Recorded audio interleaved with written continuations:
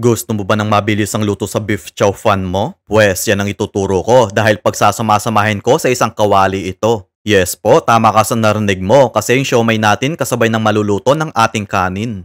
Oh, di ba? Itsura pa lang nakakatakam na. Tapos yung kanin may nilagay ako para maging malasa. So, tikman muna natin to.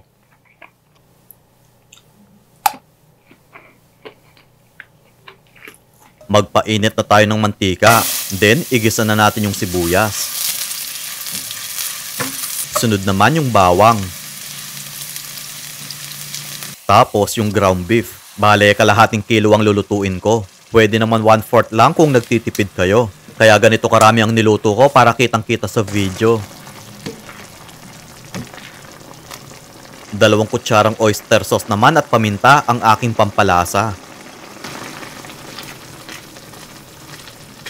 Maglalagay din ako ng konting asin.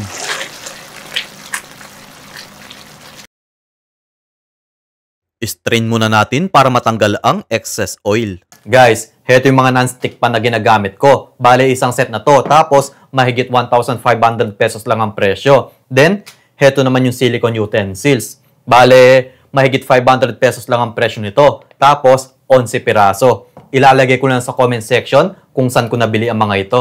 Magbuhos tayo ng 2 kutsarang toyo, 2 kutsarang oyster sauce, at tubig. Heto magpapakulay sa ating kanin. So, hugasan muna natin yung bigas. Medyo isasangag ko lang ito sa pinaggisahan ng ground beef para kumapit ang lasa. Tapos, ibuhusan natin yung pinakatubig dito. Isasain ko siya sa kawali ko.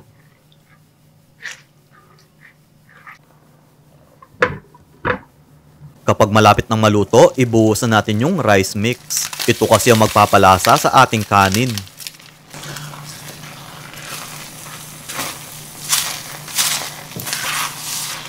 Tapos, ipatong natin sa ibabaw yung ground beef.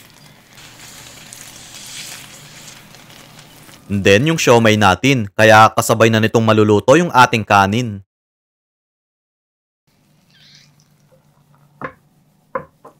Ilang minuto lang, luto na to. Ilagay muna natin sa plato para mahalo na yung kanin ko. Maglalagay nga pala ako ng onion leeks, pampaganda. Oh, diba? Itsura pa lang masarap na. Tapos, malasang malasa. Ilagay na natin to sa ating bowl. Then, ipatong natin yung 3 siomay sa ibabaw. Ang dali lang ng pagluluto nito, no? Kaya I'm sure kayang-kaya nyo. Kaya kung gusto nyo pa ng mga ganitong easy recipe, mag-follow na kayo kay Lokong Kusinero para ma-update kayo sa mga susunod na video. Heto ng complete list of ingredients ng ating one pot chow fan. Bye-bye. Bye-bye.